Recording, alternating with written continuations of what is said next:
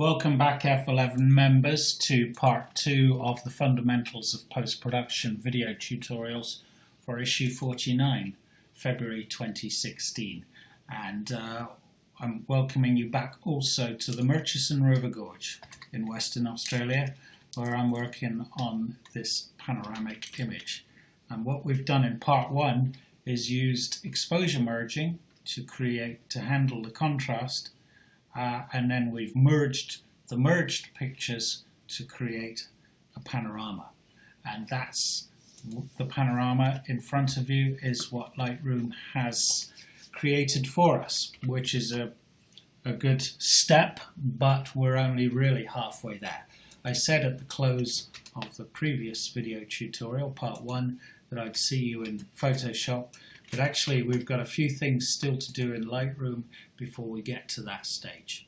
And as I always say, the best thing to do is stop and think about what you're doing and plan it, rather than randomly playing with sliders and adjustments hoping to achieve the end result. What I'm going to do with this particular picture is export 2 different versions of it. One processed for the darker part of the image, and one processed for the brighter part of the image, and then I'm going to merge them using layer masking in Photoshop. Okay, so looking at the image now, I'm very pleased with the amount of detail and the general look of the picture in the bottom portion of the image here, the darker area that's still in shadow here.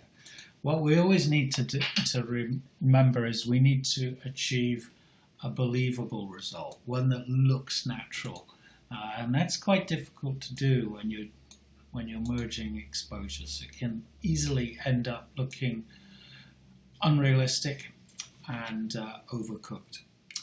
So the first thing I'm going to do is, I find with images that have been exposure merged automatically that often the local contrast can start to look a little bit unusual. Now, I don't usually use the clarity slider, but in this particular case, when merging exposures, I find that just adding a touch of clarity, about +15 there, can just get over that sort of HDR-ish type, negate some of that HDR-ish type look to the image. I'm ignoring the top portion of the image, just looking at this area down here. The other thing I want to do is just add a touch of color vibrance to the picture. I'm going to go about +15, round about there. And I also need to sharpen it. So bear in mind that Lightroom's merged exposures and then stitched them to a panorama from the raws with no adjustments yet made. So I'm now going to use the Lightroom default, sharpen scenic, and add a touch of masking to that sharpening. Hold down the Alt key, move the masking slider to the right until the black affects just really the sky, where there is no discernible detail that needs sharpening. Okay, and now at this stage what I'm going to do is export this image here, because I'm quite happy with that. It doesn't need anything else for the darker part of the image. So if I go Library and export the image, it's going to dump it in Photoshop as a 16-bit TIFF. Click on that now and watch the bar up the top working away. One thing I've forgotten to do, by the way, is put the caption in there. I must remember to do that before I'm finished with the image. I'll just pause while it's exporting that, because it's quite a big image, and it's done. Bear in mind we're merging 3 megapixel images here, so okay, now what I'm going to do is I'm looking at this image here, and now I want to make some adjustments to the brighter part of the image, ignoring the darker part. So if I come back into my develop module and just wait for it to load, Everything's a bit slower when you're dealing with these huge images. We just have to be patient, even with my brand new computer.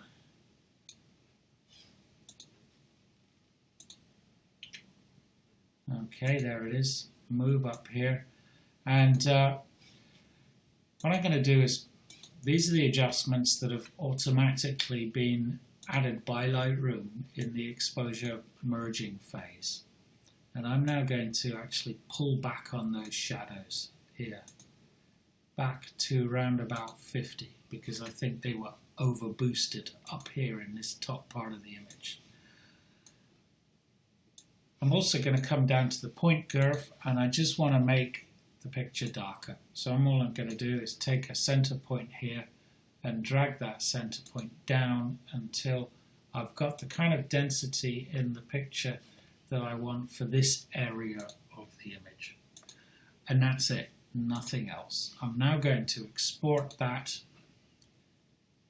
go back into library mode, and then work on these two pictures side by side in Photoshop. I'll see you there in a second, okay? So here in Photoshop I have the two processed panoramas. I have the dark one and I have the lighter one here.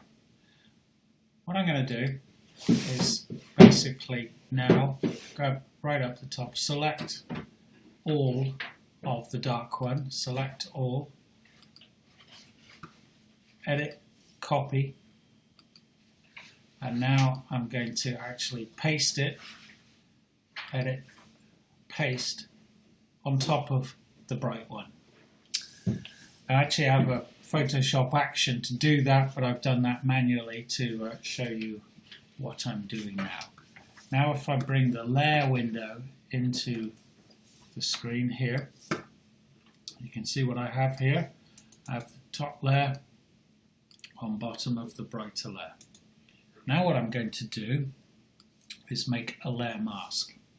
Just while I'm doing this, I'm just going to move that out of the way for the moment, just to keep the screen nice and simple.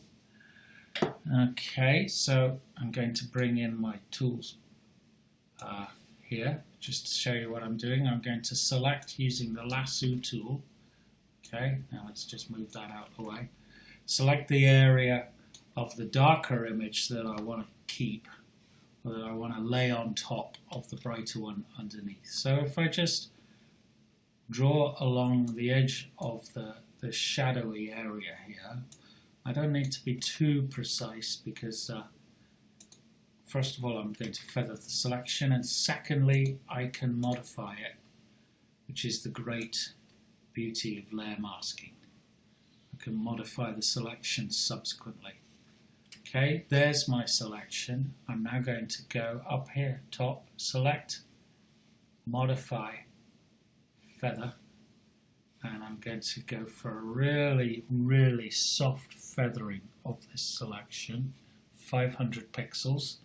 Okay, I'm now going to go up top here, and it says layer, layer mask, and I'm going to get it to reveal my selection. Now, if I bring my layers window back into the screen, you can see what I have here. I have the dark layer on top, and you can see to the right the layer mask applied. And the white is letting us, is where there is no mask applied, and the black is where a mask is hiding the dark layer on top, allowing us to see the brighter layer beneath. And that's the essence of layer masking. Now what I can do now is just by clicking on and off this eye, show you that's without hiding the top layer, the dark layer, and if I hide the bottom layer there, you can see the effect of the layer mask. First of all, that feathering, the 50 pixel feathering, has enabled me to have a really soft selection, so you're not seeing a hard line between the merge of the two layers. But I do want to modify that layer, because if you look here in this part of the image, right in the center, I need to darken down that bit, the reflections in the water there. So with the layer mask applied, bring my tools back in. I'm now going to select the paint tool, and I want to actually paint the mask so that it's applying more down here. I need to add to the mask. So in that case, I want to paint in white. And if you look here, that white is on top of the black, which is showing that I will be painting in white. If I hit X on my keyboard, I can get it to paint in black, but white is what I want. So I hit white again, go up here, opacity is at 19% now. I'm going to put that up to about 30%, and of course I can adjust the size of my paintbrush by using the square bracket keys on the keyboard. And that's probably about the size I want. And now I paint in this area. And because I've got up here the opacity selected to 30%, it's relatively subtle the way it's adding that density. And I can be quite controlled about just darkening down. And in fact, what I'm doing is adding to the mask here and allowing me to see more of that dark layer on top.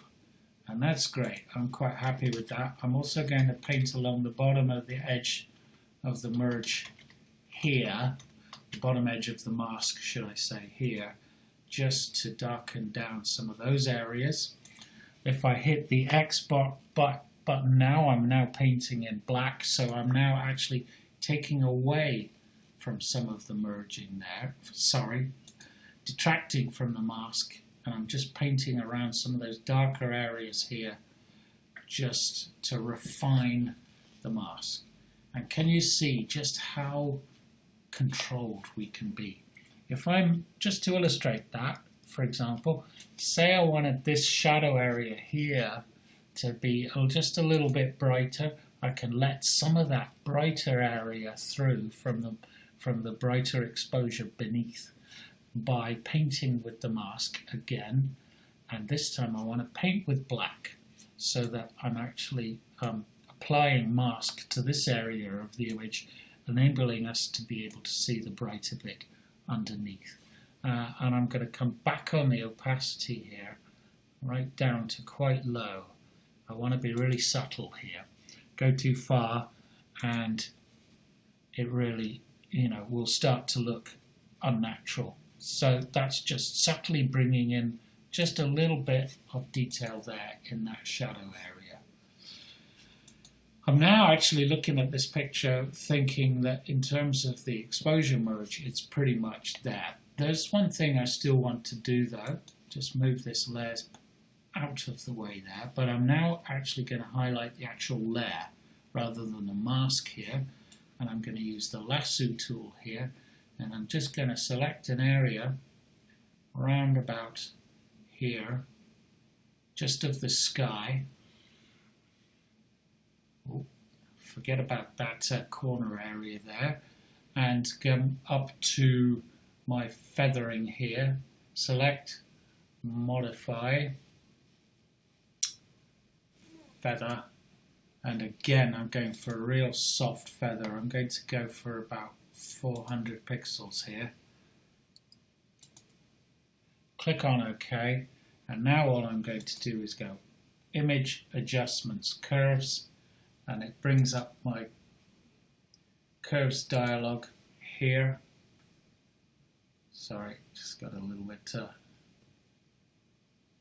and now if I just cancel that, what happened here?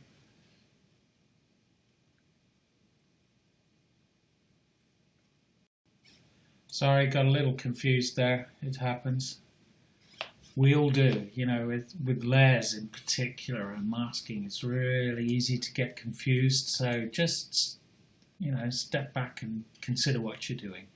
So again, what was I doing? I'm just going to darken down that area of the image or of the layer that I've selected. So I go Image, Adjustments, Curves, and up comes my curves palette there, and I'm just going to pull the curve down a touch there. It's only darkening down that area of the image I've selected, and because I've got a feather, it's giving it a very soft edge so we don't notice the join. And I can go to about there. Click on OK, and there we go. The image is almost done. All we have to do now is deal with this nasty bit of vignetting here. Go select, deselect, and what I'm going to do is again use the lasso tool here. With Photoshop there's always so many different ways of doing things. I'm just going to select the area of the image here. Oh, don't you hate updates? Pop up just when you don't want them. Go away. Sorry about that. And what I'm going to do now is just select that area, which I've done, more than the area I want to correct to. I'm now going to go select and modify that selection.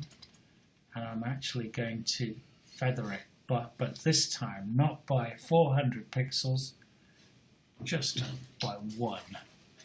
Okay, and now if I go up here to edit and come down on the drop down to fill, up comes this dialog here, and I'm going to content aware that area.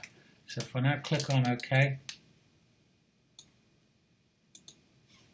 pretty amazing, isn't it? Look, that vignetting has just gone, and it's almost seamless, really. Very, very clever. So select, deselect, and actually there is just a touch there that I can see. I'm going to use a bit of the content aware healing brush to take care of that. But I think you can essentially see where we've got to with this picture. So, quite a complex one this month in terms of using exposure merging in Lightroom, before panoramic merging, and then using layer masking in Photoshop to really bring out the best in this picture. But I think what we have here is an image that looks believable to my eye anyways, and has dealt with that really tricky contrast range in the picture. Okay, thank you very much for your attention.